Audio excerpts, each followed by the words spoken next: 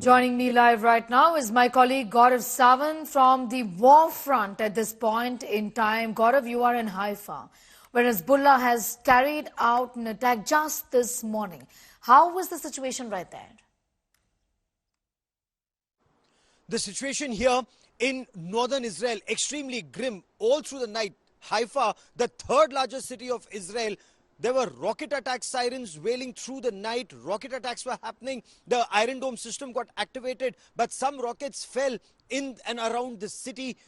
Not massive casualties, but 10 injuries and some loss to property has been reported. And this shows the intensity of the volleys that are being fired by the Hezbollah, despite an intense air raid that's been on virtually for close to a fortnight from the Israeli side. And even as we speak, right from behind me, you can see Israeli fighter jets. They're flying towards southern Lebanon and targeting multiple targets, not just in the southern part of Lebanon, but also going all the way to Beirut. There were multiple intelligence-based operations that were mounted in Beirut. What we can tell you from what IDF officials are telling us, a warehouse which was storing long-range missiles and rockets. Israel had precise intelligence. That warehouse was targeted, and Israel says the fact that after the first blast, which was the Israeli rocket targeting that warehouse, multiple sympathetic detonations took place, and that show that all the weapons that were stored inside, they exploded with the intensity,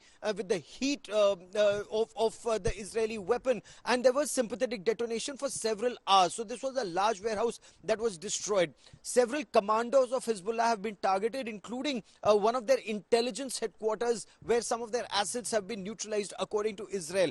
Israel has also mounted ground operations. The 91st Division of the Israeli army that was fighting in Gaza last year, now those forces have been brought here to northern Israel, and some elements of the division have been launched across into southern Lebanon. The aim of the Israeli army very clearly is to create some kind of a buffer zone, or to push back Hezbollah as much as possible. That's the only way that residents of northern Israel can get back to their homes after 1 year. Be with us. I'm just going to come back to you in a moment from now. Remember, we're talking about this day, today marking 1 year of the time when the war began, the Israel-Hamas war. Exactly a year ago, Hamas invaded Israel, killing over 1,200 people and taking 251 hostages to Gaza, triggering the ongoing Israel-Hamas war. Israel's counter-offensive in Gaza has killed more than 41,000 Palestinians, according to Gaza's health ministry. A year on, Israeli military continues its ground invasion in Gaza to eliminate Hamas. Meanwhile, pro-Palestine and pro-Israel protests have erupted across the globe as the day marks 1 year anniversary of the Israel-Hamas conflict. Israeli Prime Minister Benjamin Netanyahu visited the war-hit northern Israel to review the forces' deployment as the nation continues to fight a multi-front war. Hailing the Israel Defense Force, he called the 7th of October attack a terrible blow to Israel. לפני שנה אנחנו ספגנו מכה איומה, וב-12 החודשים שעברו אנחנו משנים את המציאות מקצה אל קצה. וכל העולם משתאה מהמכות שאתם מנחיתים על אויבינו, ואני מצדיע לכם ואומר לכם, אתם דור הניצחון. יחד נילחם ויחד ננצח, בעזרת השם. Continues to be with us. Gaurav, Israel is fighting a multi-front war. A year on, where does Israel and its fight really stand? Israel, in fact, is fighting on multiple fronts. In Gaza, Israel has launched an airstrike. This is the first anniversary of the October 7th terror attack of last year. And even today, multiple rockets were fired at Israel, southern Israel, from the Gaza Strip. Apparently, 4 rockets were fired, 3 were intercepted, 1 fell in an open area. But the weapon locating radars were able to triangulate the area from where the rockets were fired. Immediately, there was a counter bombardment that took place. Israeli Air Force took off and they've targeted that area. So this goes on to show that even 1 year after intense operations mounted by the Israeli army, the situation remains extremely tense even in the Gaza Strip.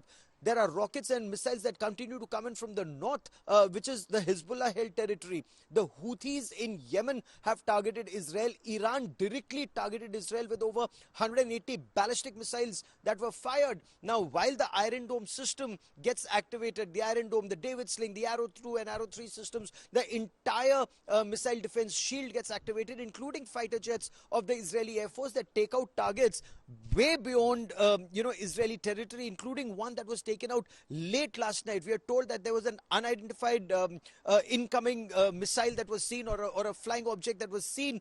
Israeli Air Force jets were in the sky and they neutralized the threat outside Israeli territory. So right now, as we speak, the situation remains extremely tense. On the first anniversary of that October 7 attack, when a lot of ceremonies were planned across the country, the agencies here have told people, keep the gatherings very small, ensure people are able to disperse very quickly in case of a rocket alert is sounded out, and ensure people stay as close to indoors as possible. So Israel doesn't want their life to get disrupted completely, but say they are fighting for their survival. Gaurav, getting in those details.